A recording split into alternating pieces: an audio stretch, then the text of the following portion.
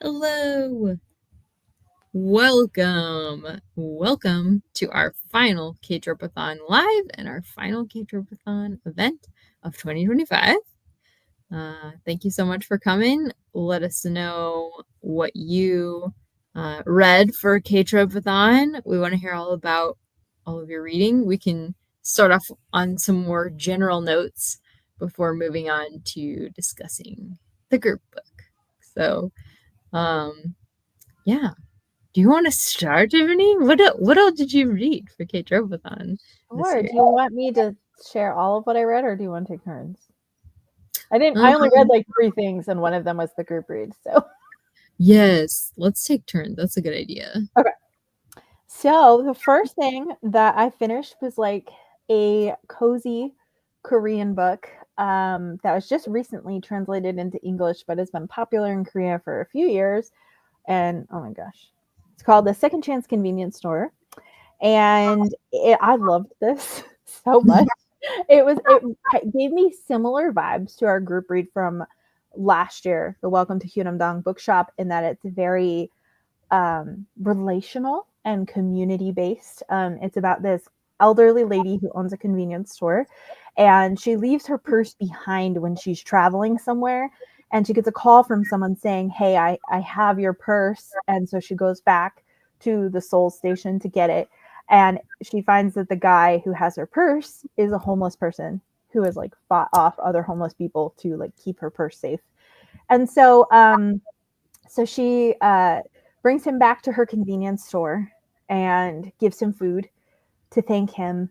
And by the end of the first chapter, she's hired him to work like the night shift at her convenience store to give him a second chance. And his interactions with people around him, he doesn't remember a lot of his past. He kind of has like some alcohol induced dementia where he's abused alcohol for so long that there's a lot of things he doesn't remember, but he really just makes the people around him better in a really beautiful way. So I loved it.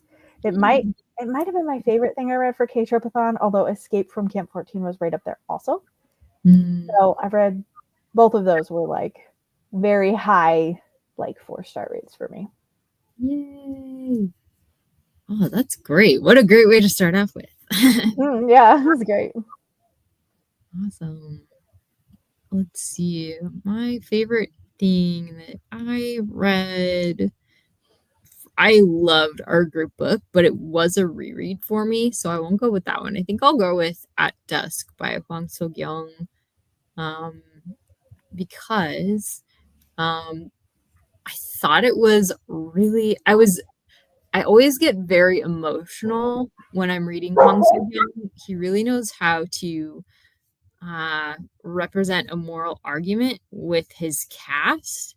And in this case, it was a really beautiful argument about how, um, like, corporate life in Korea has destroyed small town life in Korea, and how people who are successful sometimes forget to bring the success back to their homes and um I guess, try to share the wealth with the people who raised them. And at a certain point, it's too late because those homes are gone.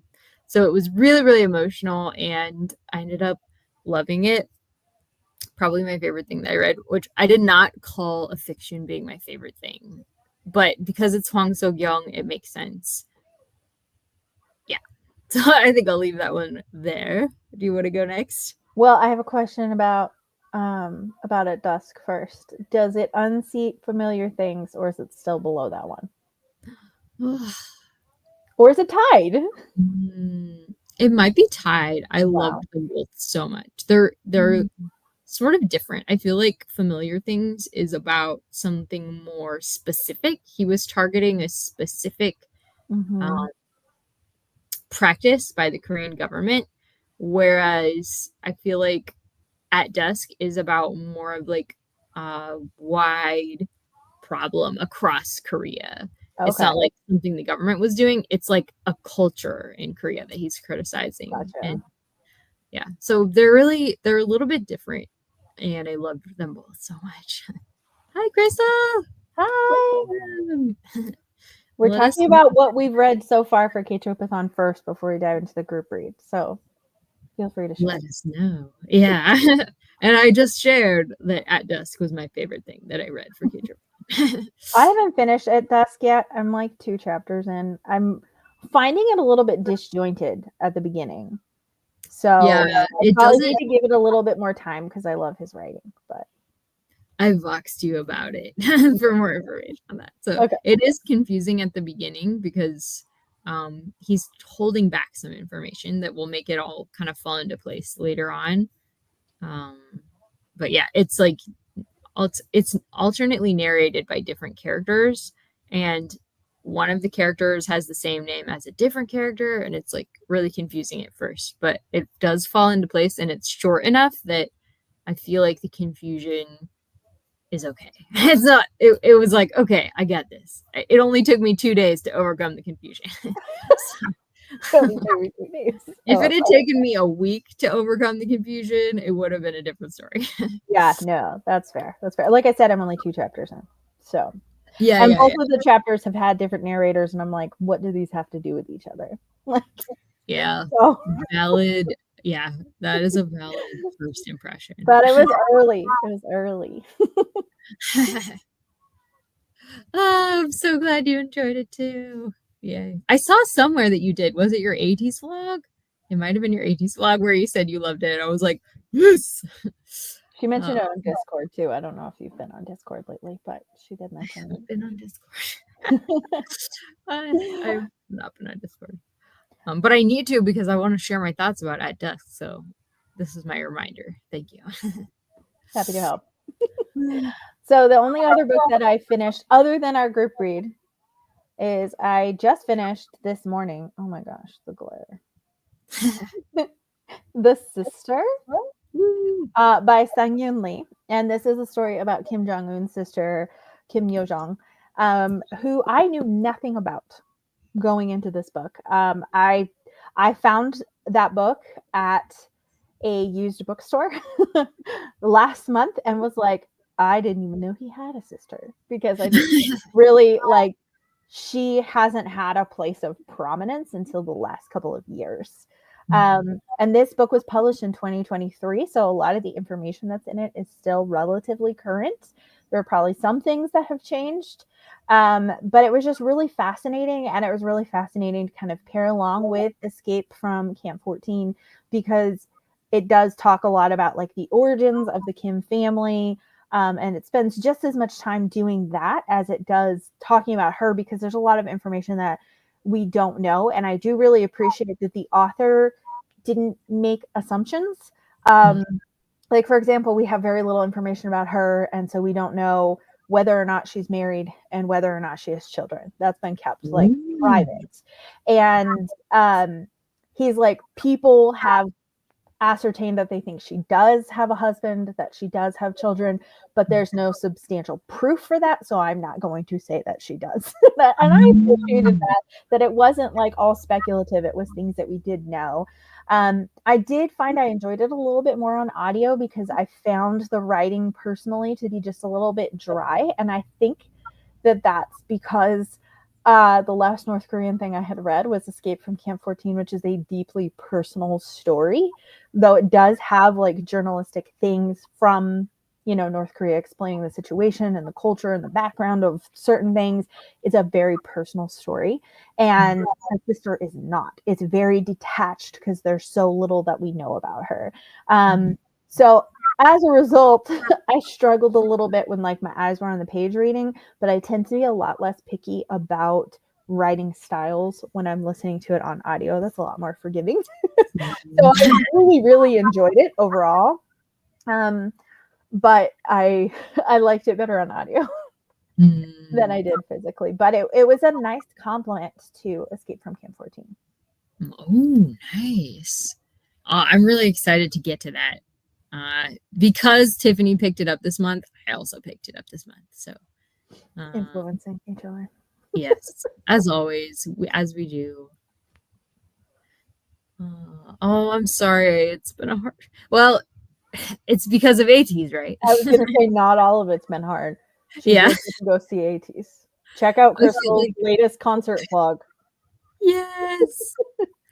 I feel like going to an ATs concert would put anybody in a reading slump, which is why I'm glad my concert wasn't until August.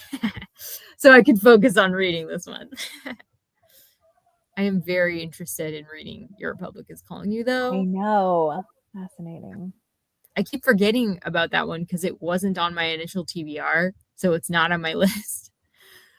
But I'm going to need to read that one too. Very excited to hear about it. I know, 80s brain. It's impossible to not. I'm hoping that Kevin will have the same reaction. Oh, speaking of Kevin, he's calling me. Let me just text him really quick and see. Is there any emergency? He probably just doesn't remember that I have a live show right now. No, that's fine. Do you want to talk about Dollar Good Dream Department Store? Yeah, I can talk about that. Technically, I read that last month, which is why I did not include that in my books that I read this month. But actually, Second Chance Convenience Store would still be above Dollar Good Dream Department Store, even though I did really enjoy that one. I actually shared that on our Korean translated live that we did that Crystal was at as well. And that one is just like a really fun, like whimsical, kind of almost like a cozy, I want to say fantasy, but it's kind of got a little bit of magical realism to it as well. And then it's about this store that exists in the subconscious of the human mind, essentially, that you visit this store when you're already asleep and purchase dreams to dream. And so it's really fun. It's really quirky. It's really unique, but it also really examines a lot about like human nature explored through dreams. And so it's really fun. I really enjoyed that one as well. But technically, I read that one in June. I say it still counts. Several of mine that I'm gonna mention, I read for ktropeathon, but I read them in like May and June because I was preparing for author interviews or whatever. So that totally counts in my opinion. Yes, awesome. That is great to hear. Are you audiobooking it, or are you physically reading it, or are you ebooking it? With some secret fourth option. Yes. I don't know what that would be. All right. So I forgot to share an image but here is At Dusk by Hwang So-young. I love the cover of that one. I think it's so pretty. I feel like yours was working sharing the cover, but mine is not really working that well. So I mean, I can see it. I can't see the title though, but I feel like it's because it's not high contrast enough. It's not because it's like actually a problem with you sharing it. Maybe okay. Well, I'll try to share the second one. Let me know if you can see this one. That one I can see just fine, and I can read the title and the author. Sweet. Okay, cool. Maybe it was just yeah. Okay. Ooh, my phone thinks I'm talking to it. That happens. So another thing that I finished that I rated 5 stars. I'm getting back into a fiction mood, folks, because the fiction books are taking the cake. So this is The God and the Quishin by Sophie Kim, who also wrote The God and the Gumiho, which is the first book in this series, the Fates Thread series. And it's so interesting because the first book that I read from her, which Tiffany has read also, and Jen loved, I DNF'd that one. The second one that I read, the first book in this series, I almost DNF'd, but I was really glad I hung on until the ending because I loved the beginning and then I loved the ending. The character development was so good. So this third book was a 5-star book. So I'm just like, wow, she is just either I am changing or she is getting drastically better. And I don't think I read them like 1 month after the other. So I don't think I changed that much in the course of a month. So I think this book is just really good. It has a really nerdy, bookish main character who, yeah, I don't want to spoil anything. And I feel like if I talk about it very much, it will spoil book 1. So maybe book 1 would be better to talk about. If you can get through book 1, like enjoy the beginning, enjoy the ending, and then enjoy all of book 2. That would be my recommendation. So in book 1, the god in the Gumiho, we are following what's called an unruly Gumiho, which means she kills people basically and eats their livers. And As one does. yeah, as one does as a Gumiho. And she's like, deal with it, everybody. This is in my nature. And she is basically following a god around because he's trying to hunt her down. She's a serial killer. He's trying to hunt down the serial killer.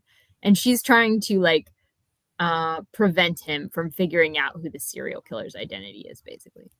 And I really enjoyed the world building and the mystery at the beginning, and then in the middle it's like all romance for like 60% of the book, and then the end is like so much character development. So yeah, I would recommend book 2 if you can get through book 1. So anyways, book 2 was 5 stars. Okay, so it was a physical book. Okay, good to know. You can do it, Crystal. We believe in you. Yes, 100%.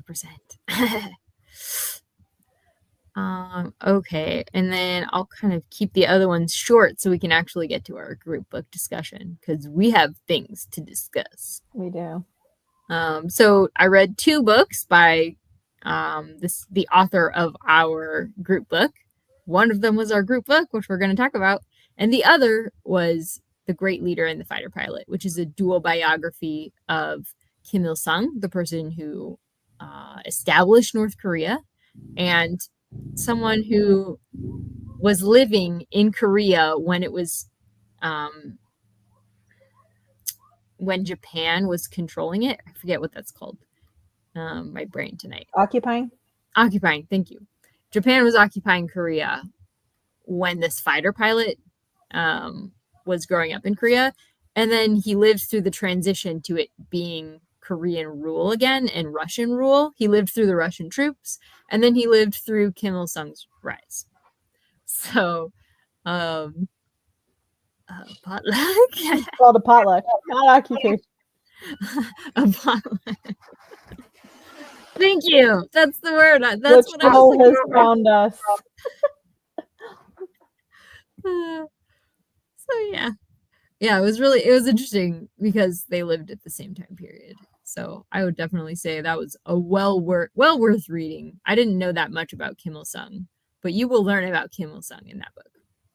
Okay, one quick question. Yeah. Did you like that book better than Escape from Camp 14, or were they similar? I think Escape from Camp 14 is more compelling, but if you're interested in the history of North Korea, I would say read the dual biography, because it talks about how North Korea became how it is and why. Yeah. It talks a lot more about communism and totalitarianism and the development and stuff like that. So yeah, they're really just very different, I guess, because the main character of our group book is really different from the fighter pilot who escapes from North Korea. Yeah. So their perspectives are like worlds apart. So yeah. And then okay.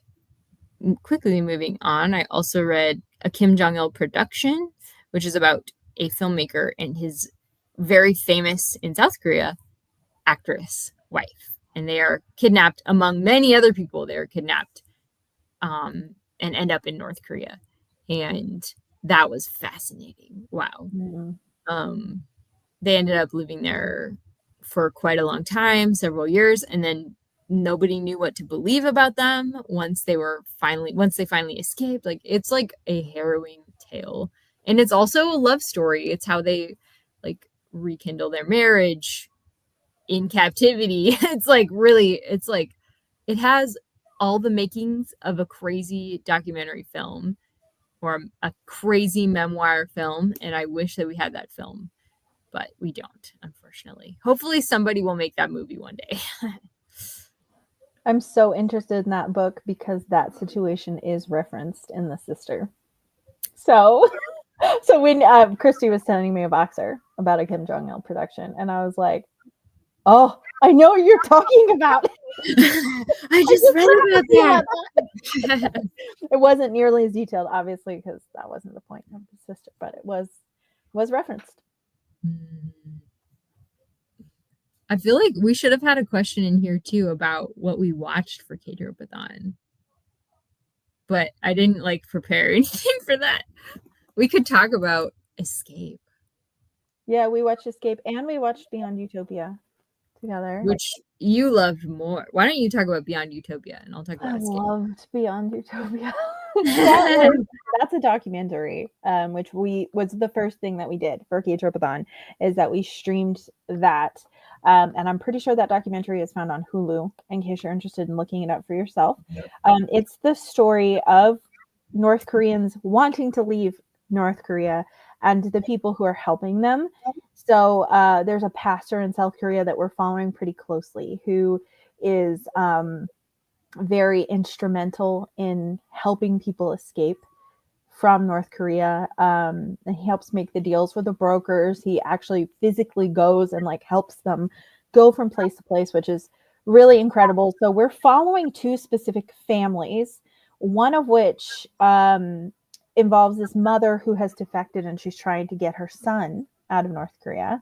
And then we also have an entire family, so husband and wife, their two small daughters, and their elderly mother, who are also trying to escape. So we're following like kind of two different stories while we're also getting the background of North Korean like people in general, because they have people like Hyun-So Lee and Barbara Demick who are part of this documentary that they're interviewing, asking questions about their experience. And then they have footage. So like nothing in this documentary is recreated. Every single bit of it is footage that has been smuggled out of North Korea or footage of these people escaping that are part of this documentary. So as a result, there are things that are horrifying to watch because they're really happening. These are not recreations. These are actually things happening. But it was so well done, so moving, so impactful. And I think that seeing it through the eyes of people struggling their way to freedom, like, and those people being on camera as they're trying to leave North Korea and then leave China and then like go through Vietnam and like all like the places that they go, like, I think that made it feel so much more personal than it might have felt if it was only just like interview format. So I thought it was fantastic. Like, for sure the best thing that I've watched, which I didn't watch that many things in ktropeathon, but like, my goodness, like just phenomenal. Can't recommend it enough. Yes. I cried. Okay. 100%. All of that, 100%. I completely agree with you. I thought it was a fantastic documentary. And it also shows like the impact of the loved ones in South Korea who are trying to get their loved ones free. Yes. They're on camera being interviewed quite a bit throughout the process and shows them taking phone calls from brokers and from their family. And, you know, it's just really moving. Mm-hmm. Oh, we would have loved to have you, Crystal. Maybe next year. But yeah, it's definitely worth seeing. Like, we also watched Escape, which I will show you guys. Movie Korean. So this one, so we both rated it 3 stars after watching it, like 3 out of 5 stars. But I feel like I was on the higher end of 3, and I feel like maybe Tiffany was maybe on the lower end of 3. Yeah, I was. So, but I really enjoyed this. So this is about a young man in the North Korean military who basically believes in freedom, and he's like planning his escape. And it's about his antagonist who kind of knows that the escape is happening, and about the character development of his antagonist. And I was like riveted, like I could not stop watching. I really, really enjoyed it, even though there were parts that really did strain credibility. I was like, I don't care. Popcorn rating 100%, you know, critical rating, I don't know. We knew too much to have a critical We knew rating. too much to have a critical rating. Yeah, exactly.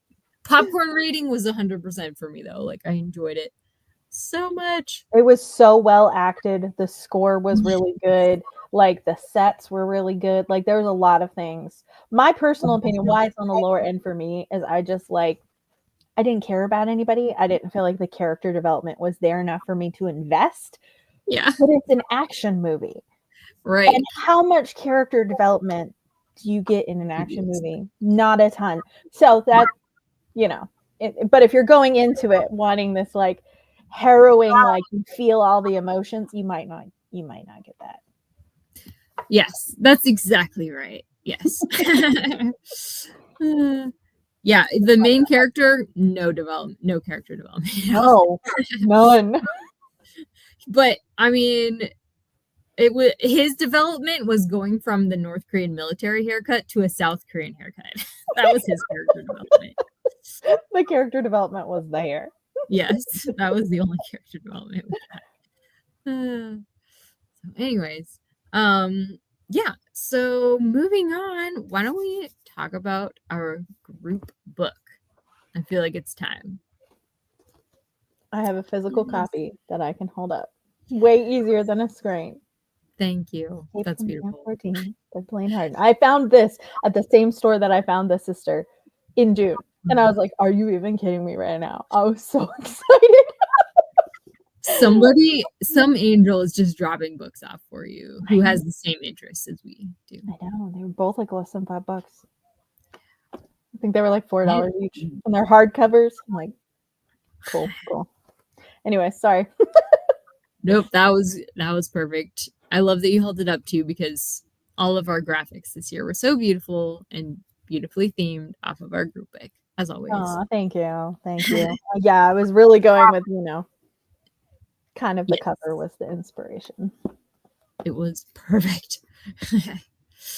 So, why don't we talk about ratings? What did you rate the book? Okay, so I think I rated it 4 stars.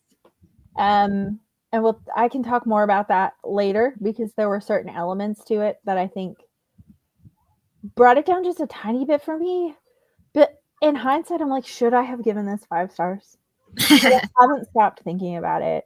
It was so compelling, so easy to read, even though like it's also hard to read because there are difficult things happening.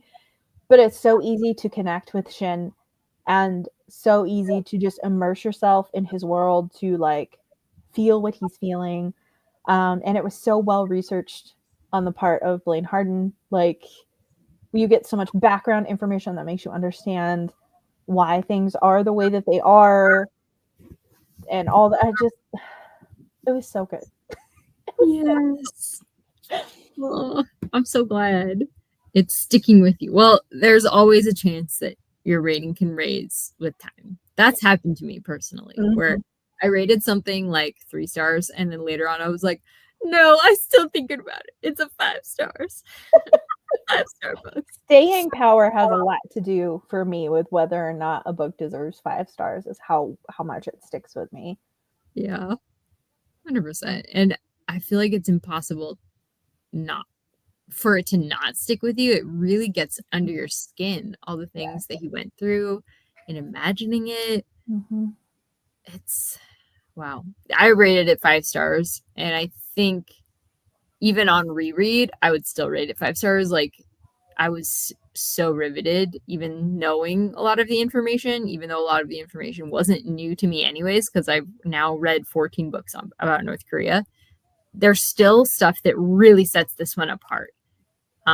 Shin is just like such a compelling person to follow. And I really think Blaine Harden did a fantastic job researching it and like talking to like more people than just Shin. Like he talked to other defectors. He talked to people who talked to the defectors. He talked to like, I don't know if he talked directly to the CIA, but he knows what they think about Shin.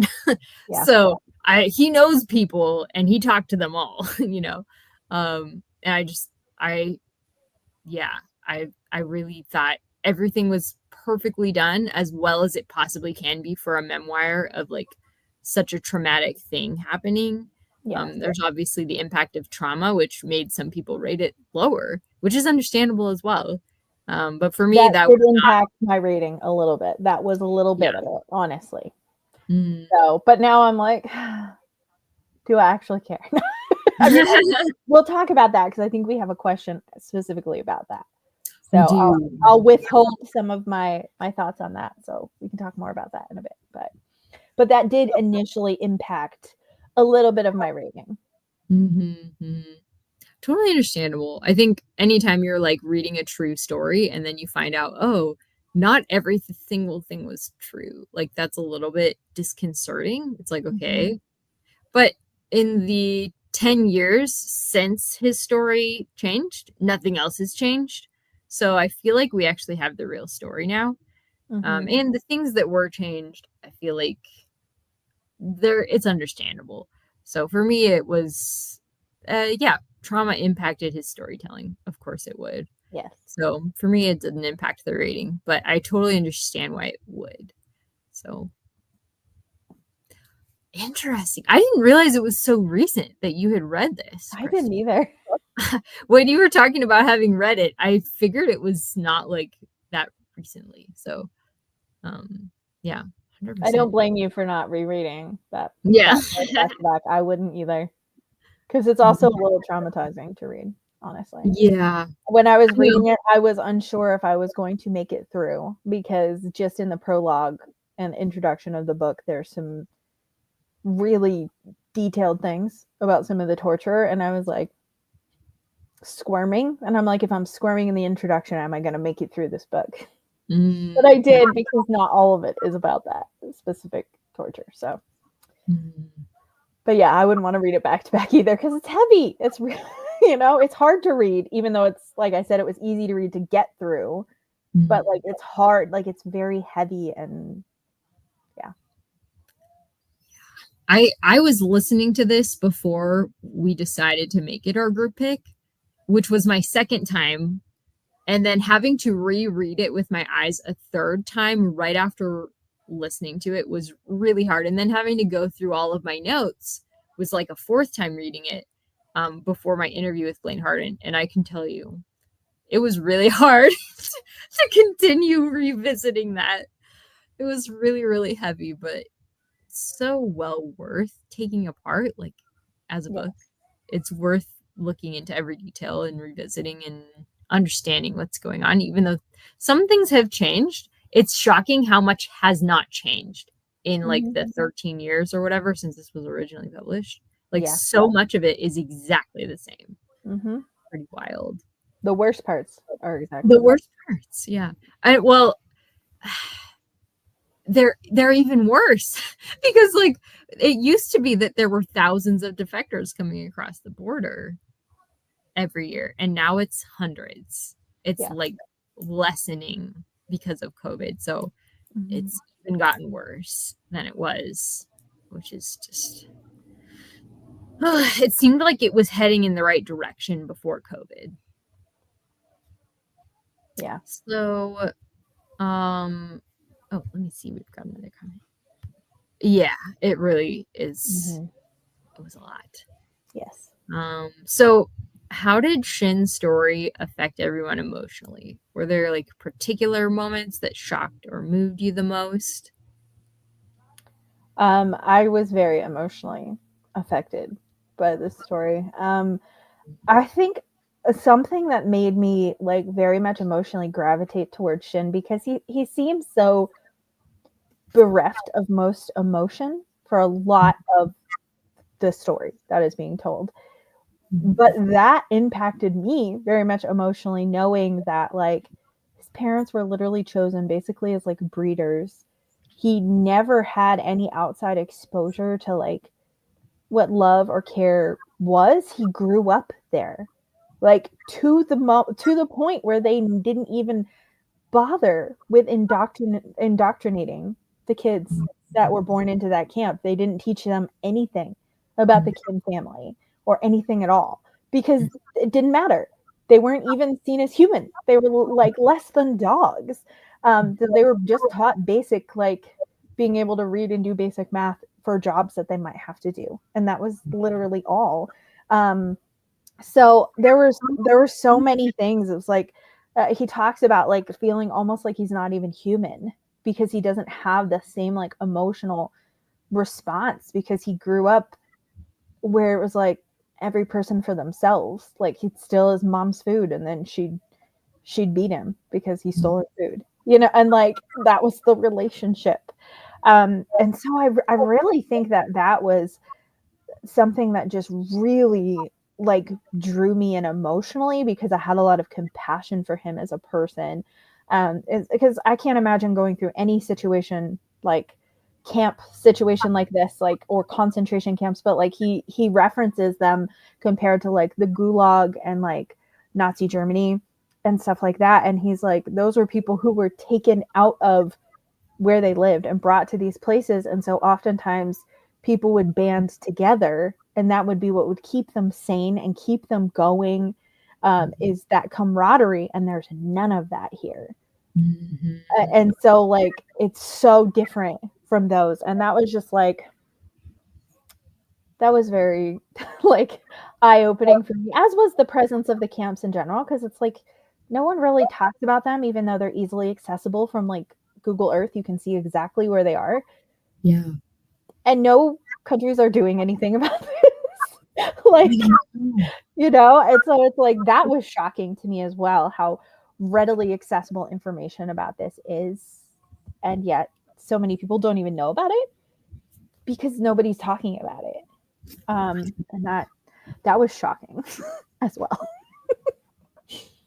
Yes, exactly. I know some of the quotes, like the facts that he talked about, like they've existed twice as long as the Soviet Gulag and 12 times longer than the Nazi concentration camps. And that was when this book was first written. Like, Yeah.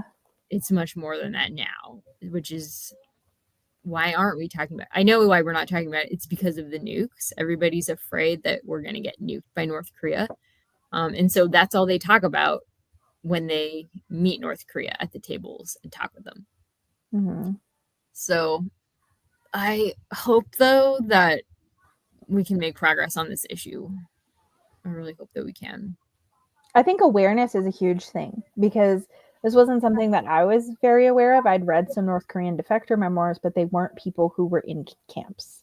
Mm-hmm. And because there are so few people who are part of the camps who ever escape, there's so little that we know about like what actually goes on inside of it. But like the fact that the largest one is bigger than the city of LA geographically.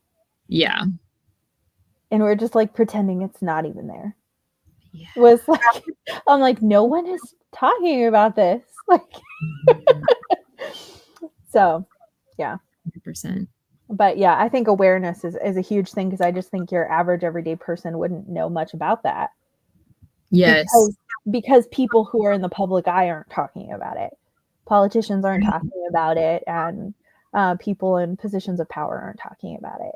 And so as a result, your average person like myself didn't really know about it. Like I know that the living conditions in North Korea are terrible in general. I know how terrible the Kim family is, but I didn't know about these camps until I read this book. I would love it if, like, one thing that Blaine Harden said is that neither political party in America has done much of anything on this issue. Right.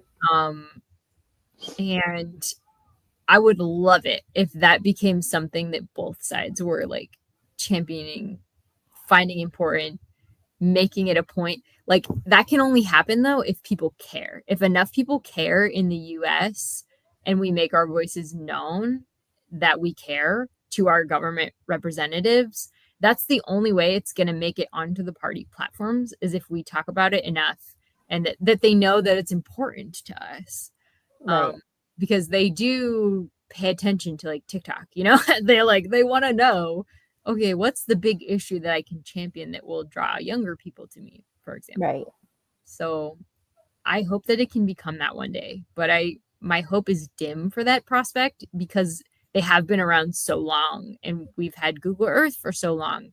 This book has been out for so long and there hasn't been any real change. So I don't know, it'll probably take somebody else like Shin blowing up the way this book initially did to draw attention. But the news media is also like 30 seconds, 5 seconds, and then it's gone. So even if something else did blow it up in our consciousness again, it could just go so fast. We have to keep talking about it and shining the light on it. And I think that's the only way that real change could ever happen. And of course, North Koreans themselves need to be made aware of their government lying to them. Of course. That's really probably the thing that will change things when that happens. Yeah. But as far as what we can do, I think probably the biggest thing is like keep letting our government representatives know that we care about this a lot. Absolutely. Yeah. That was even a space on our bingo board this year. Mm-hmm. Praying or advocating for North Korea. Yes. I've been praying every single day. Mm-hmm. I need to start writing letters again to my representative as well. It's easy once you have a form letter set up. You just have to like change a couple lines and keep sending it. So for Crystal, learning about all that Shin went through and at such a young age was so impactful. Yes, Mm-hmm. a child having to go through such violence just breaks my heart. I know. Imagine imagine if all those camps were released and all those people who were raised like Shin were suddenly released on the population. It would be like the zombies in that what's that who's that author that you're loving right now, the Ships of Destiny series? Oh, Robin Hobb. It would be like the Robin Hobb zombies being released on society because not having the emotional intelligence because there is no emotion allowed. Yep. They were so abused that they haven't developed normally. And as Shin said, he said this in multiple interviews too. He's an animal learning to become a human. Yeah. Which was really impactful. A really impactful statement. Mm-hmm. I think he says something like that towards the end of the book also. Mm-hmm. Yeah, just learning about the camps. Yeah. That there's been people who've lived their entire lives there. Were born there. I think what really moved me is also the government brainwashed and traumatized him into committing all of these atrocities. And he has to live with that for the rest of his life. In addition to the traumas that were perpetuated against him, he has to live with the fact of the shame and the unforgiveness of himself and the unforgiveness that others show him for what he did. I think that's the really heartbreaking thing for me is him trying to come back from that. It's like it's really hard to grapple with that emotionally. What do you do with that, Yeah. I think there's one moment where it talks about him seeing happiness as selfishness. Yes. Undeserved because of what he's done and because there's so many people still suffering that it's selfish for him to feel happy at all now. And it's like, wow. Like I actually think that his some of the things that he was forced to do or that were normalized for him to do is part of the reason why his story changed. Yes, definitely. I don't know if we have a question specifically about that because I'll save it for then if we do, but I can't remember. Let's see. We do, yeah. The next question, in fact, we can just move right on. Okay, well, there's a perfect segue. Segue. I was just going to say, like, the main thing that has changed, the biggest thing I think that has changed is that, he did escape before he escaped the second time, which is the story he told.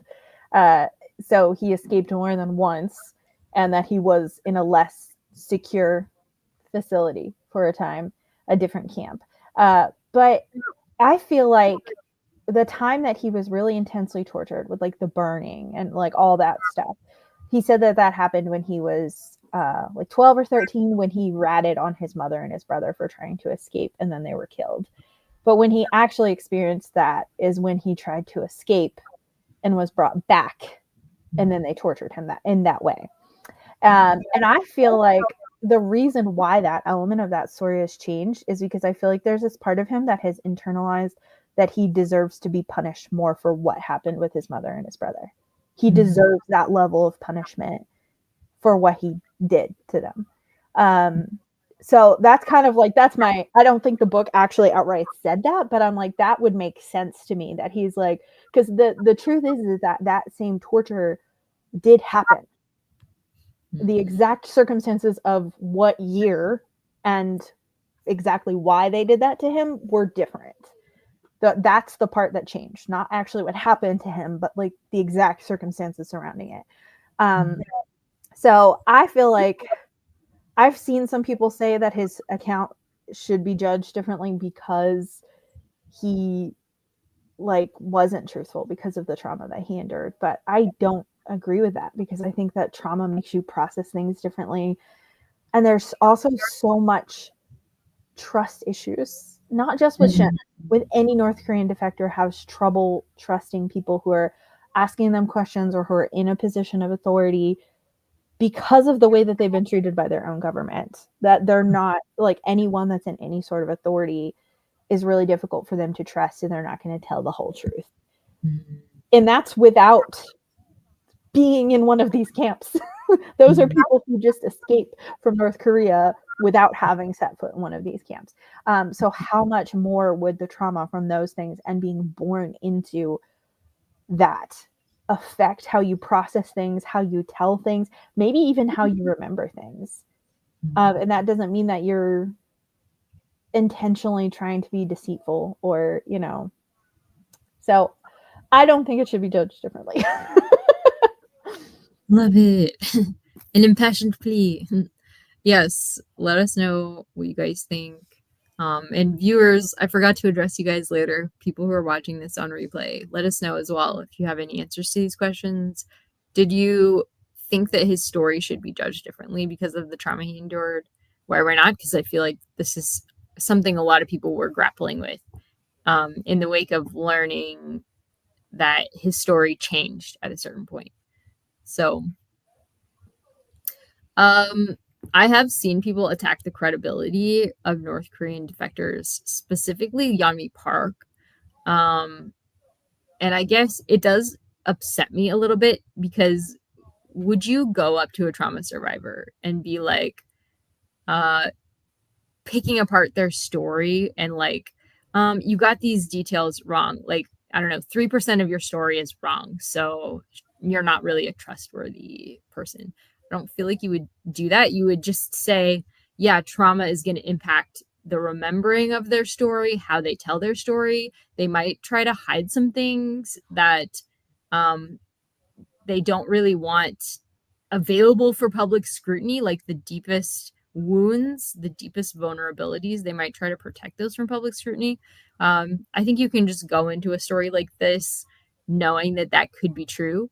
But the reality is, with North Korean defectors, a lot of it is verifiable. Like the stuff that's like really important, that matters, like for when we're trying to, for example, get people out, you know, that stuff is true and it's verifiable.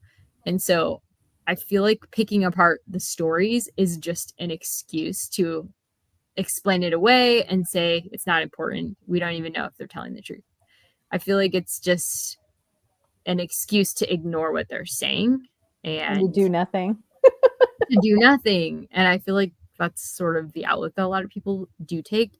So yeah, I feel like the way trauma affected his storytelling made complete sense to me. Um, he's a victim on a healing journey, and his priorities and worldview aren't going to match mine, and it wouldn't be fair for me to expect that from him. So, but of course, we're always here for his growth, and it does appear that he grew quite a lot as a human being throughout the process of sharing his story with the world. it wasn't his fault, as Blaine Harden says. It wasn't his fault that it happened on the world stage, that this growth happened on the world stage. Yeah. So, Hmm. yeah. So that's how I feel about that. So, what did you think? Should people be held accountable for the actions they took under extreme conditions like those in Camp 14? What do you think? Like, you mean like Shin or like the guards? Okay. Both. I think the guards should, to an extent, be held accountable. And I say to an extent because they're also being ordered to do things under a totalitarian government. But also, like, there are guards who are worse than others in this story. So there are some that take it so far, farther than they need to satisfy a command. Yeah. But for people like Shin, I think that it's so hard when you're born into the situation, even harder for someone who's born into it than someone who is just taken there, like his parents were taken there. But for Shin, he was born there, and it's like, how can you even have any sort of moral compass when this is normal and this is all that you've ever seen, and you're just trying to survive? Like I've noticed several times within the book, every time that he feels like he has the courage to keep going is when he's well fed. Like when he's at the farm or when he's at the dam, that's when he has more courage because he's more well fed. And I'm like, this is why the government makes sure the people don't have enough to eat, because they're more pliable and more easily manipulated, because they're so hungry and they're so desperate. And desperation will drive you to things that you're not even aware are not normal because everybody's doing it because everybody's desperate. And so, like, for Shin personally, or other people like Shin, I feel like, how can you hold them accountable for that? Like, they're the victims here. You know, and I mean, like, that doesn't mean that just because someone is a victim, that doesn't mean that they're never accountable for anything. Like, I don't want to take that narrative that you can do whatever you want, but like, this is such an extreme example of that. That I don't understand how you could hold him accountable, but you're not holding the Kim family accountable. You're not holding the guards accountable. You're not holding people in leadership accountable.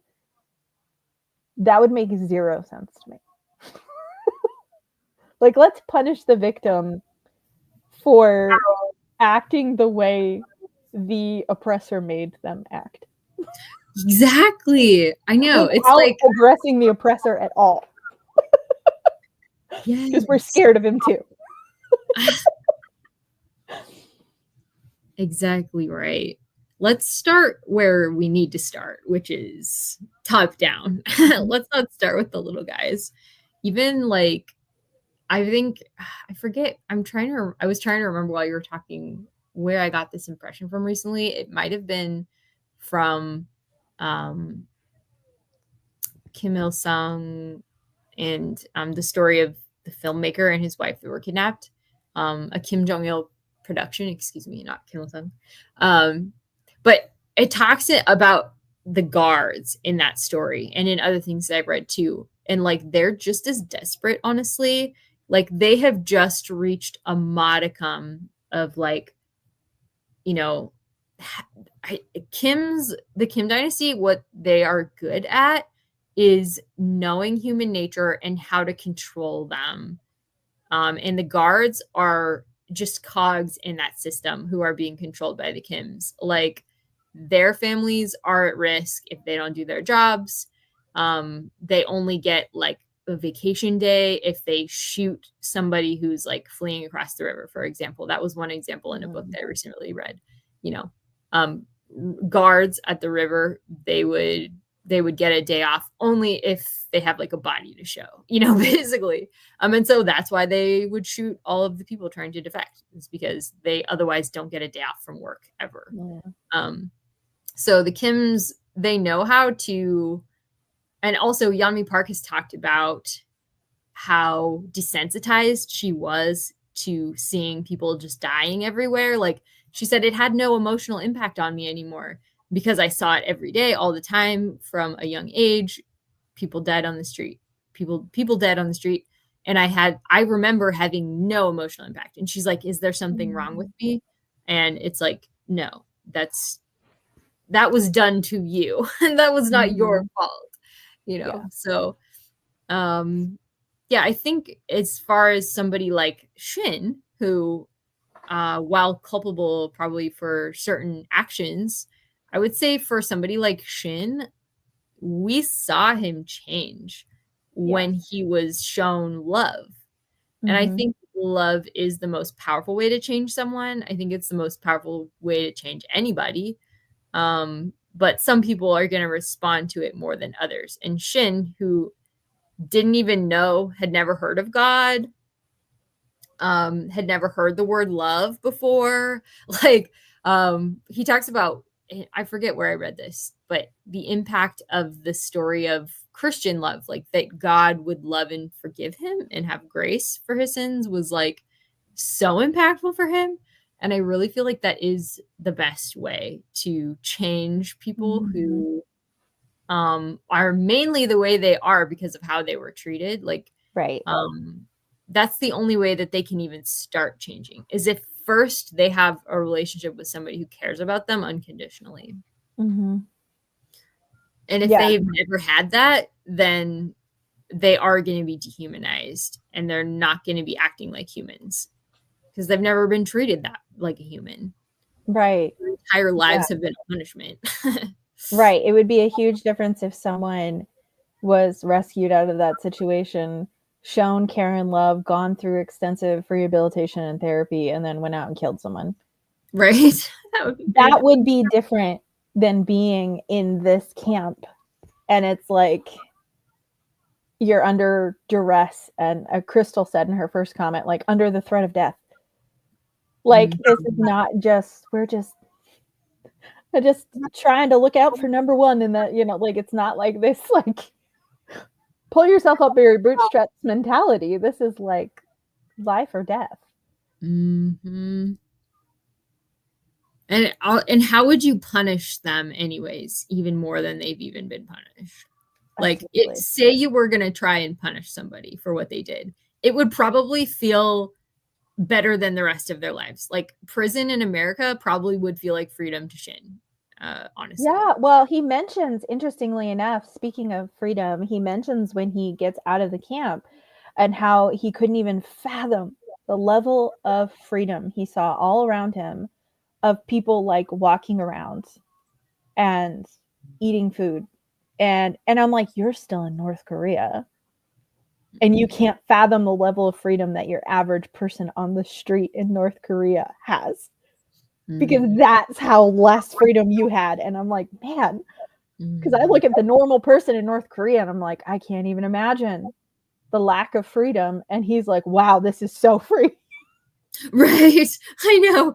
For him, that seemed like crazy. Like, yeah, was this even a possibility? It's out of his wildest imagination. He didn't notice the famine of the 90s because he was starving his entire life anyways. Right. That was nothing new to him. Yeah, he's like, I could still find more food than I could in prison. In the camp. Yeah. Very true. I think, honestly, it's kind of like the Nazi Germany scenario where we're like, oh, Nazis or people who went along with the Nazis. But if we were in that situation, would we be just like them? Probably.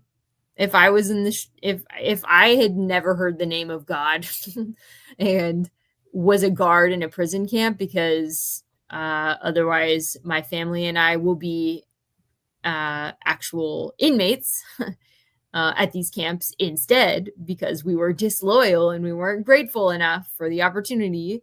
I could see myself being those guards.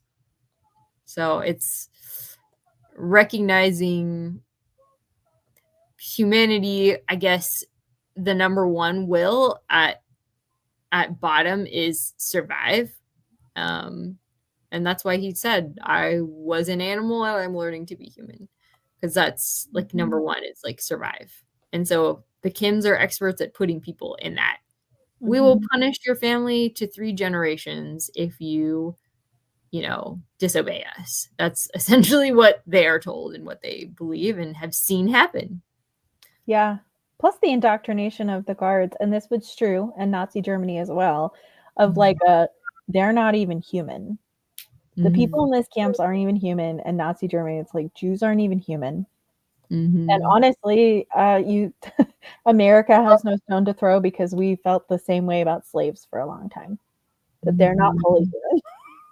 And so it's like when you have that indoctrination you've grown up with or been told so repeatedly that it's ingrained that they're not really human.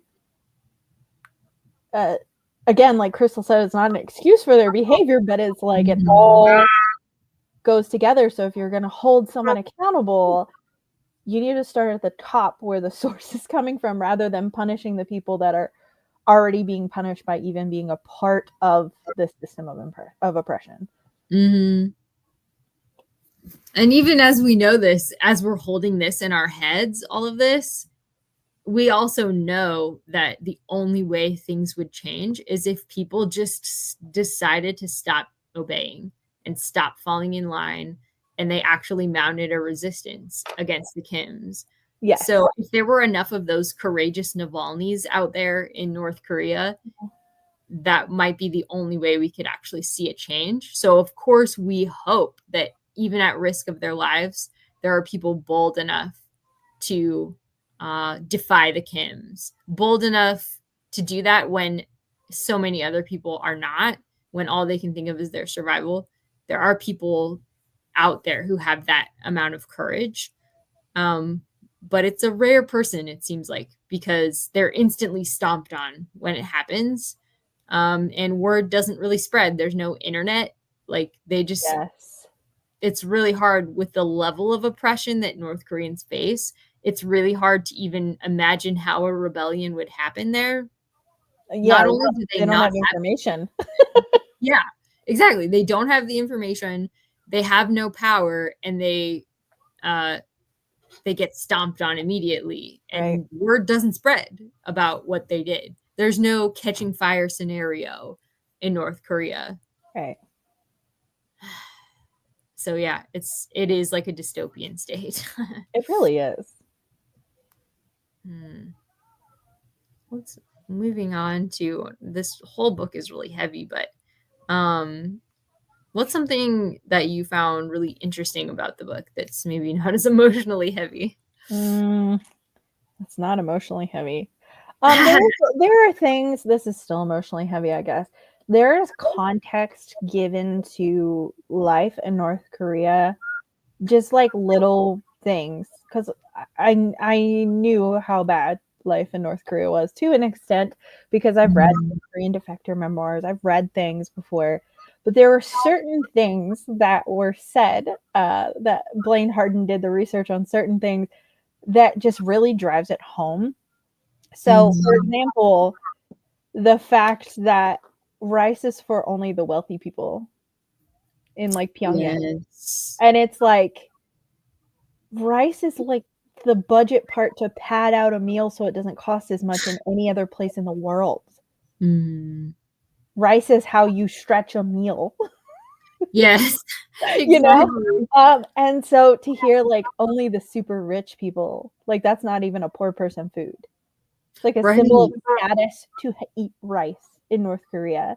So there were like things like that he included certain details that I just hadn't heard before that really drove things home in a way that kind of contextualized everything. So I feel like if you haven't read very much about North Korea before, he does such a great job contextualizing it and setting the scene, drawing the picture of life in North Korea, that you would be able to understand so much, even if you've never read a single thing about North Korea before. Like, he does a really good job of including those details, but it doesn't feel like he's just info dumping on you. It's Mm. like included in pivotal parts in Shin's story, where it's like, this is happening to Shin because of this, because so Yeah. like it all ties in a really good way. But like, I found that really interesting, the way that he was able to include essentially his journalistic endeavors along with this really compelling personal story, and it was all Yes. seamless for me. Yes. Exactly. It was like everything Shin felt like talking about, Blaine Harden did the research to like Mm-hmm. expand it and fill it out. Totally agree. That was a good find. Thank you. As a break from the emotions of this book. I was like, a lot of the things I thought were interesting were also horrifying. So, Oh, well, we can talk about that as well. well, I just it thought was a nice break. it might be a nice little break. Sad that that's a break. Yeah. It's like, it's sad that Shin's like, wow, North Korea is so free after getting out of the camp. Like, same kind of like level of sad. Like, oh wow, okay. I thought it was pretty cool that the escape trade was invented by South Korean churches. I did Yeah. not know that. That was super interesting. That tied in so nicely with watching Beyond Utopia, because Mhm. of how heavily the churches in South Korea are involved in all of Mhm. that. And I was just like, that's so cool. I love that. Mhm. The church actually being the church, like putting their lives on the line to help these people who have nobody to help them, you know. Yes. They're paying broker fees and they're literally going to the border of like China to try to get them into like Vietnam and snuggle them across, you know. Like, I mean, it's amazing. And the pastor actually literally breaking his back to do this. Yes, literally physically breaking his back, Yeah. hurting his ankle, barely go on. Metaphorically and literally. Yeah. Mm-hmm. Yeah. Um, yeah, I also found it really interesting that North Koreans have been crossing the Tumen to China since the 1860s. I was like, Wow. wow. So back before there was a divide between the Koreas, when Korea was facing famine, Koreans would cross to China and seek aid there. So that's like a really well established trend, even long before. So there's a lot of Korean speakers on the border.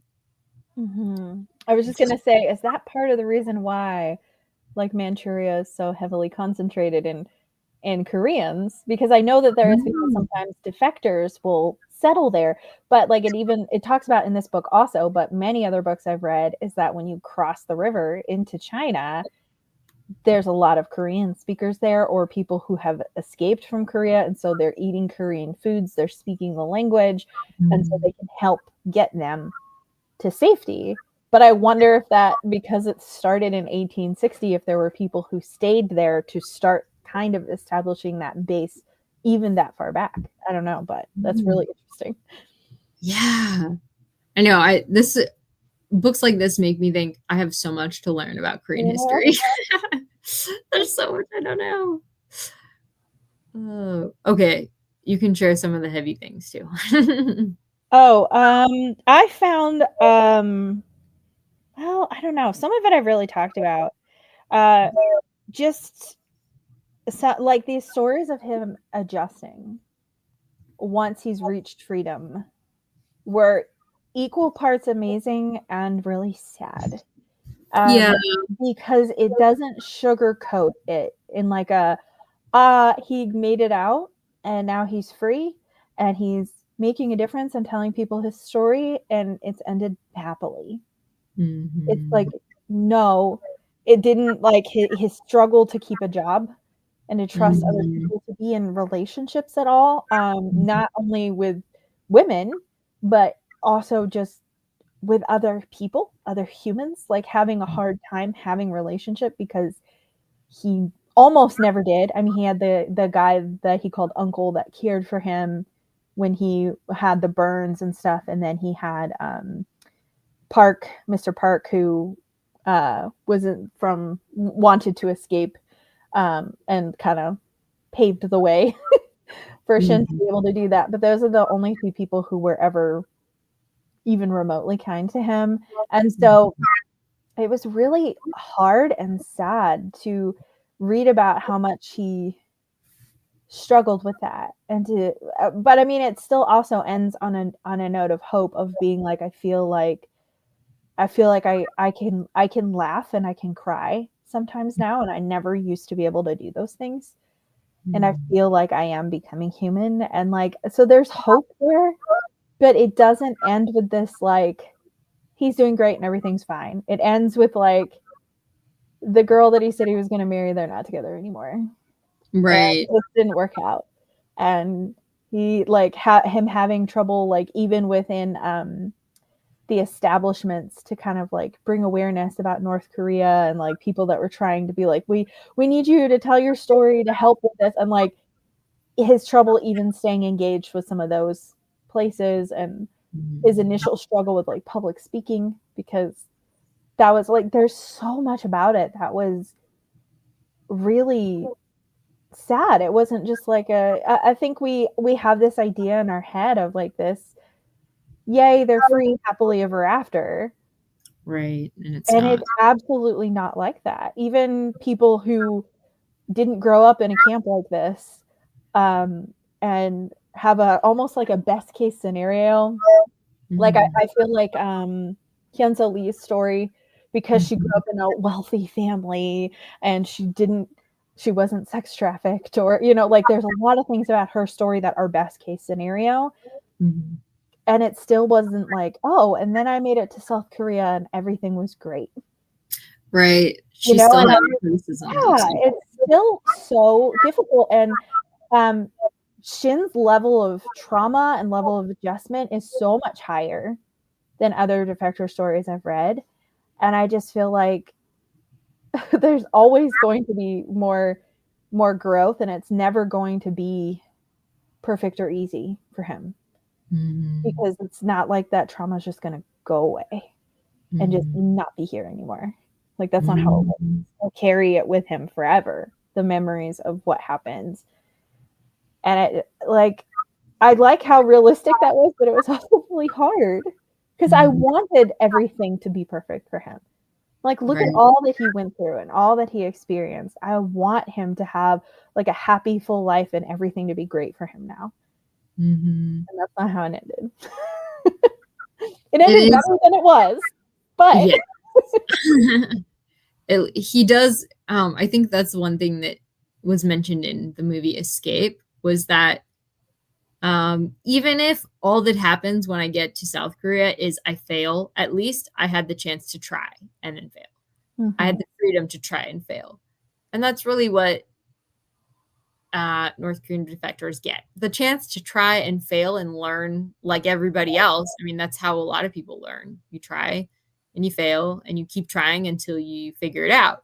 But for somebody who has the amount of trauma that he has, that process would be more bewildering and frustrating because they're starting from a lower bar, like below the basement, like Mhm. uh like to the next crust of the earth, like below the crust into the magma level. Like that's where they're starting.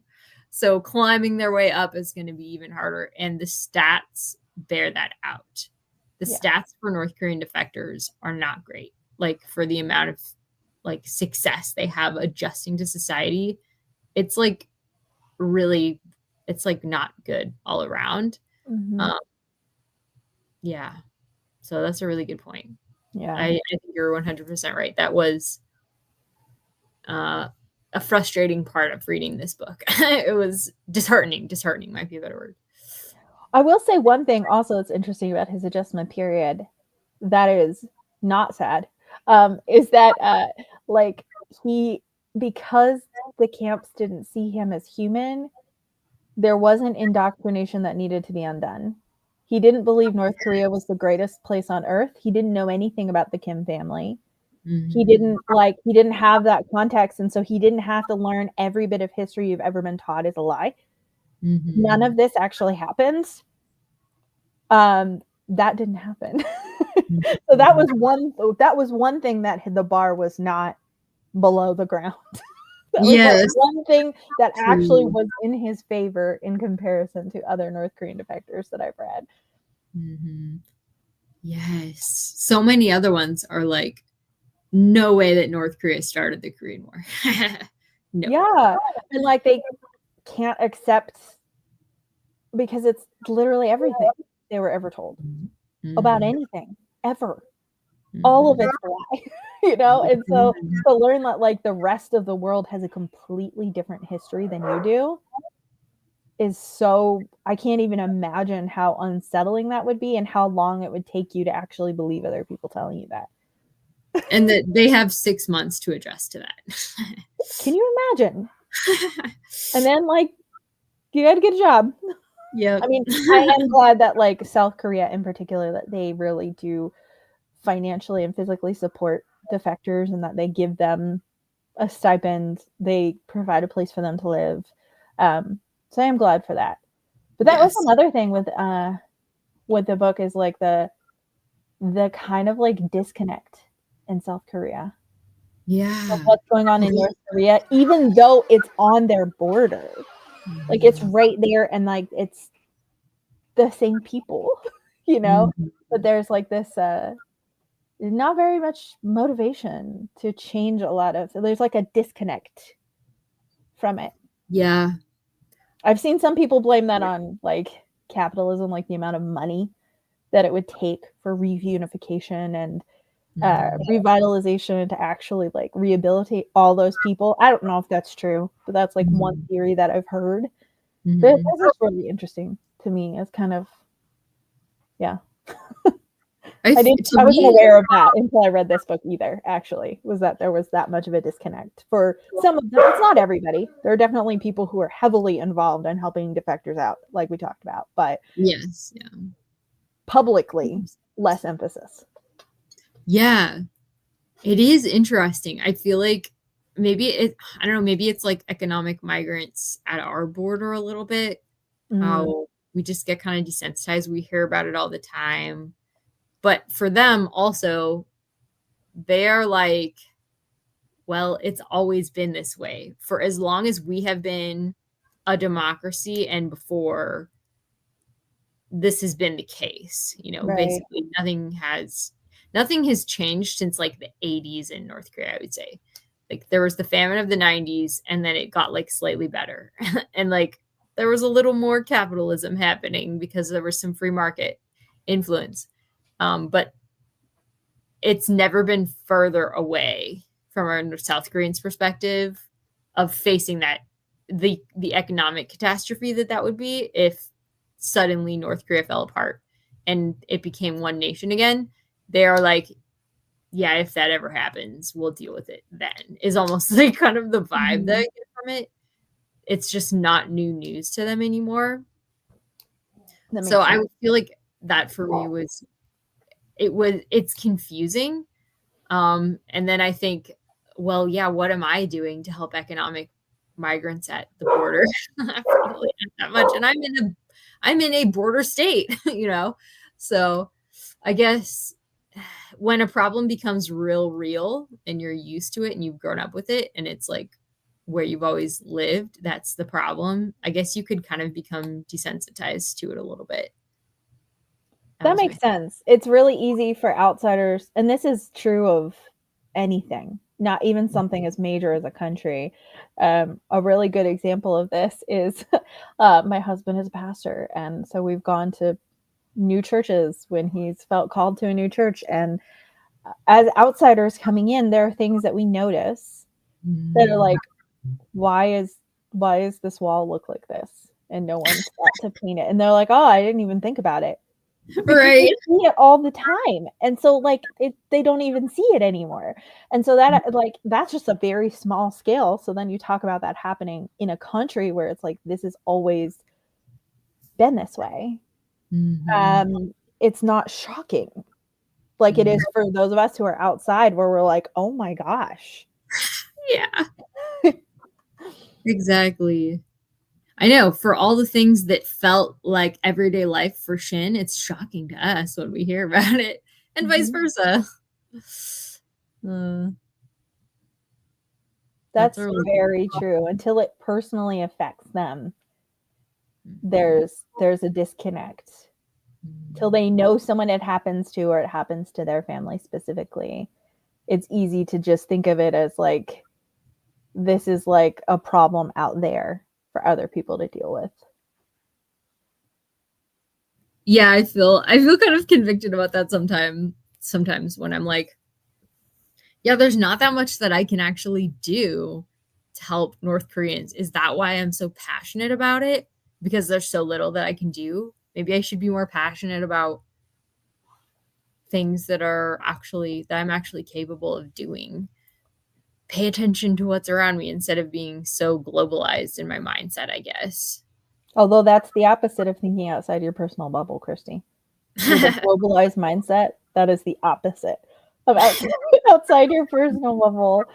So yeah, I also think this is slightly off topic, but it just has to go with like, I think that we really care about North Korea, and I think that there's so much of kind of, there's definitely like kind of the outrage of the day, like you talked about news cycles, where it's like this matters for this amount of time and then it's gone because the next big thing happened. But every time that something like that happens, there are people who stick with that cause because like that matters to them and they care about it. And I think that you don't have to, I want to be careful how I phrase this, but you don't have to be involved in every single cause. That's impossible and it's exhausting. So if there's something that is really matters to you, you should do something about that thing that matters to you, whether it's writing to representatives or bringing awareness or, you know, whatever. I think that that's really important. And I think that sometimes people feel like they're not doing enough because like they still care about this thing that was big news a week ago, but now there's this new thing they're supposed to care about too. And they're like, well, how do I do both? Or how do I do the 80 million things? Because there's so much happening in our world that's horrible and it's sad and it's hard and it's overwhelming. And so picking something that really matters to you, I think is a good place to start. Either that or just doing little things for each of it, if you can find a way to do that. But that sounds really overwhelming. Yeah, that would be very dispersed energy. That's a really good point. Thank you. Yeah, I guess you can't really help something, I guess, until you actually know enough to do something. And this is just something that I happen to know about. Yeah. So I don't know how much I can really do, but I can do more since I know about this than about something I have no idea about. Right. So, exactly. might as well use the enthusiasm God gave me. Exactly. And I do think that that's a God-given thing to have a passion about something that maybe a lot of people don't. Because how else are people going to find out about it? Like when something matters to you, you're going to talk about it and other people are going to know about it. Like the fact that all of ktropeathon in past years has been very light and fluffy because K-dramas are relatively light and fluffy. K-pop is relatively light and feel good and fun and about the vibes. And this year we're like, we're going dark. We're going to talk about North Korea.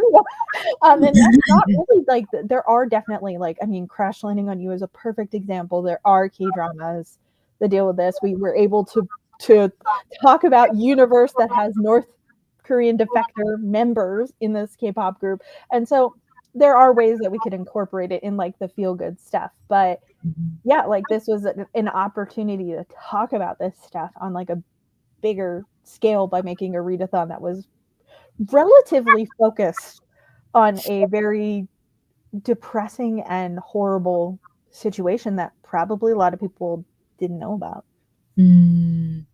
Thank you. That is balm to my soul.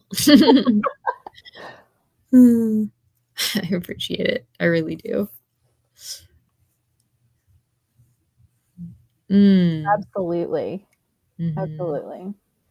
Definitely. That's what Blaine Harden really said, was awareness is really important and more powerful than most other things. He's like, obviously you can donate, but awareness is mainly what we can do about this. So I definitely think that's true. I think that as well, reading something, like I said, I also read The Sister, and The Mhm. Sister had information and gave me some awareness of some things, Mhm. but it did not have the emotional impact that Escape from Camp 14 did. Like having a Mhm. face for the suffering, for the problem, and Mhm. making it that personal is huge and making it impactful. Like Mhm. understanding the situation and it makes you care more when you're Mhm. reading a defector story, I think. Mhm. Even though you Yeah. can read a nonfiction book with all the details, if it doesn't have a face with it, you're kind of like, wow, that's sad. And it didn't stick with me as much as reading a personalized account. Mhm. Mhm. That's a really good point. Yeah, I think Blaine Harden knew what he had here was going to be impactful for that reason. It really Yeah, put a face on the suffering that so many people just had no idea about. And it's impossible not to care about Shin. I mean, I feel like it was impossible. Maybe for some people it's possible, but you than most just others. wish him the best. I know, right? 100%. No. Um, no, people have their opinions. It's okay. But um is there anything else that you wanted to cover on this question, or are you ready to move on? Oh, I'm ready to move on. If you want to. Okay. We've been chatting for a long time, which has been great. Yes. Well, maybe we'll skip over a couple of these, but if you have something that you wanted to bring up that we skipped question-wise, feel free to talk about it. Um, do you think that this is a good place to start research into North Korea? I feel like I might have said something that accidentally answered this question, Okay. because I think that because Blaine Harden adds so much context to Shin's Mhm. story, that I don't think that this is a bad place to start. I think that if you've never read anything else about North Korea, you're going to learn a lot and understand a lot. I Mhm. will say though that because this is a story specifically about these labor camps, that Shin's experiences are far less universal in North Korea, as Mhm. opposed to if you're reading like a different like North Korean defector memoir or like Nothing to Envy, or like there's other ones that um, Mhm. have a more generalized, this is what life is like for the average person in North Korea Mhm. and what it's like for them to leave. And this is definitely a much more extreme, that like not everyone in North Korea is going through this or experiences going to a labor camp at all. Um, Mhm. so I do still think you could start here if you've never read anything about North Korea. I don't think it's a bad place to start. But if you're looking for like what is life like in North Korea, this does have elements of that, but that's not the focus. Yeah, that's a really, really good point that I didn't even think of. It's like a direct line on one specific aspect of life in North Korea. It's not about North Korea more broad. I mean, there are things in it. I feel like it's mainly the side research that Blaine Harden brings into it. You Right. will learn a lot about North Korea, but you won't have an individual face to a lot of the specifics of like general life in North Korea. Right. You specifically understand what life is like in the camps, and specifically in like a specific camp, because the camps are different. Right. So yeah, so that's a really good point.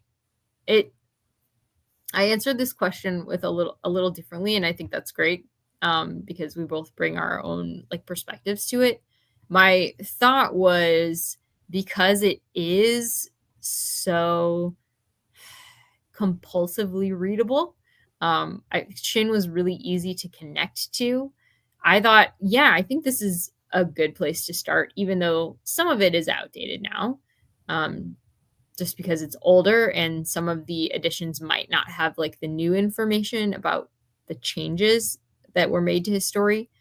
But I, even as somebody who is relatively well versed in North Korea stuff, I was constantly running into stuff that I didn't remember from the first time that I read it, like new Right. information to me even now. And like I said, I've read 12 books about North Korea. Um, so I think it's a good place to start just to get interested in the topic. Um, but like Tiffany said, it's like there's a lot more. That's like your knowledge would be like deep but not wide from reading this book. Right. Yeah, I agree with you in terms of like how compelling it is and Mhm. how easily you get attached to him. But I have read other memoirs that are also compelling that I also get attached to the Mhm. person who is a defector. But Mhm. I agree that it's like it is so compelling. It really Mhm. like it was hard to put down for me, Mhm. even though it was really heavy and really uh, disturbing at Yeah. points. Which the other memoirs I've read are disturbing too, but there's a whole nother layer of disturbing here. In terms of the physical torture that he endures is so more advanced than the Yeah. average North Korean citizen. Um, but yeah, in terms of readability, yeah. High up there. Mhm. I feel like this was the first thing that I ever this was the first time that I heard of North Korea like outside of school. I think I probably learned about Korea as like a little bit about Korea in school, but in college I listened to this audiobook and that was my first exposure. And I think it was a good way to learn about it a little bit, but I also didn't go deeper from there. Whereas maybe if I started with something different, maybe I would have gone deeper at that point. So I guess it's debatable whether this is a good place to start or not. And I think we both made some good points about that. Give it a try, and then you'll see I'm gonna for try. yourself. Hey, Pepsi Cola. Hi. Thanks for joining us. Highly recommend the book. So Yes, definitely. Oh, good. Well, that was the last question. Would you recommend this book? I would highly recommend the book. I would recommend people to know some things going in because I think that Mhm, that helps. I would recommend it. I almost would say with caveats, but not really because I wouldn't say don't read this if. I would say mhm, just know first of all that if you were someone who is easily disturbed, that there are some graphic torture scenes that are mhm, hard to read. Um, but that's not I didn't feel like that part was constant. I felt like the difficulty of life was constant. Um, mhm, and then I would also say to know going in, it really helps me to know going in that the story had changed a bit and to mhm, read about that a little bit. Just I knew that going in. I didn't read about what had changed until after I finished the book. But to mhm, know that, hey, like some of the details have been changed since this has been published, and then to go and read those details after, and then the reasoning and thought process behind how trauma affects what you share and what you talk about and your memory and different like I mhm, think that that is I felt like that was important for me to know going in. And mhm, I think that if I had read the book and been emotionally moved and then found out afterwards, that might have mhm. bothered me more. But I Yeah, knew it going in, right. knowing that like everything that he talked about really did happen, but some of the situations were some of the details surrounding why it happened was a little bit different. And Mhm. I think knowing that was really helpful to me. So I would say those two things to Yeah, prepare people before they read it, but I would recommend this to almost anyone, honestly. Like I think it's an mhm. important read. Yes. I know. I don't usually say that about books because I'm always like, "Oh, yes, it's an important read." People say that, but, like, legitimately, I think it is. Mhm. Yeah. Yeah, because it's something that people don't know about. Like I had no idea that this was going on until I read this book. And I had Mhm. read things about North Korea and I hadn't read about the labor camps specifically. Yes, I So, know. For all of the books that I have read on North Korea, 2 of them discuss the labor camps in depth. 2 out of the 12 I've read. mhm, So, I think they're really valuable for that reason. They're yeah, kind of scarce. mhm. Oh, good. I'm glad. Awesome. Is there anything else that you wanted to mention? Like, I know we skipped a couple questions, like what responsibility does the international community have in addressing these human rights abuses? And also, how did your understanding of North Korea change after reading the book? Was there anything in there that you wanted to discuss?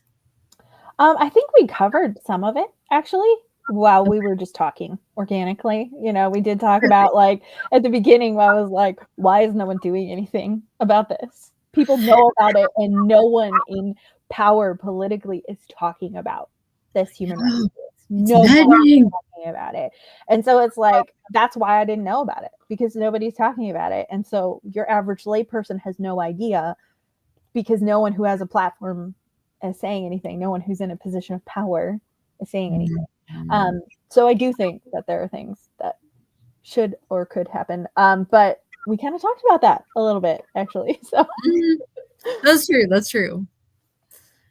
Okay, well, cool. I will end with just a couple thoughts. Sort of, I think pretty much everything that I wanted to say was covered organically in our conversation as well. So, yay for us. We're doing great.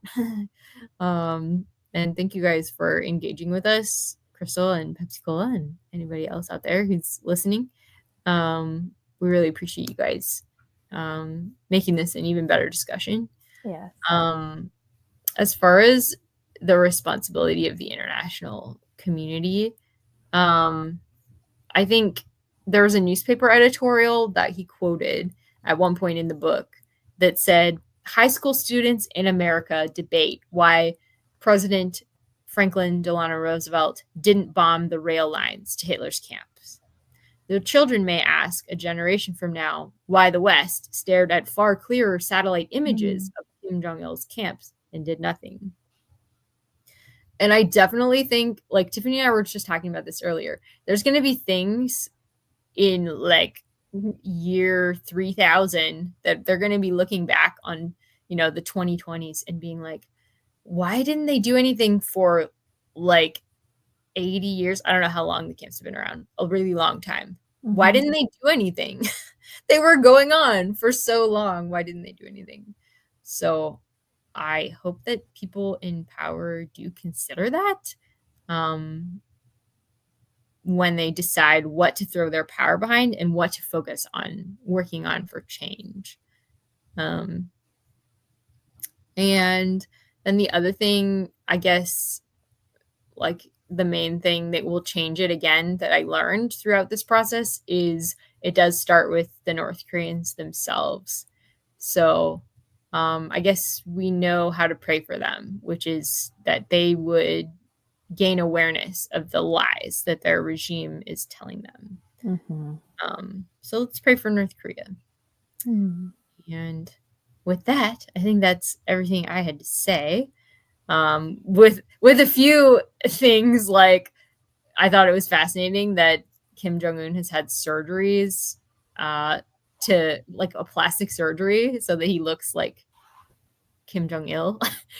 I was like, that is wild. I had never heard that he had plastic surgery, and also um, the whole thing about the insurance fraud. I know. I didn't know about that either. That And then he's was like, I'm going to reward them with oranges and CD players. And I'm like, wow, that really tells you what the climate is like in North Korea. yeah, You get exactly. fruit for helping me commit insurance fraud and getting me millions of dollars. I'm going to give you oranges. Exactly. And they're going to be happy about it. Like, Yes. this is the best day ever. No. That was wild. Mm-hmm. All right. Thanks all for joining us. Huge thanks to Tiffany for being my wonderful co host once again and making this a wonderful time. I really appreciate you, Tiffany, and I love you. We appreciate you too. All of us. You're amazing. This is Christy's heart, her brainchild. Oh, I really literally could not do it without you. Without you being here with me planning it this year, it might not have happened. So That was the fun thing is I was actually visiting Christy in person for the very first time at the beginning of May, and we planned most of the details for this readathon in person. And that was yeah, so fun. it was awesome. And we did it really quickly too. It We came together did. way faster this year than other years. Probably because we were together in person. That's probably why. Yes. And we're enthusiastic about the same thing. So it made it really easy. A match made in heaven, truly. Truly. Yay. Okay, good. I'm glad. And of course, Yes. I'm so glad. I'm glad you were here. Yes, 100%. Take care until next ktropeathon. Goodbye.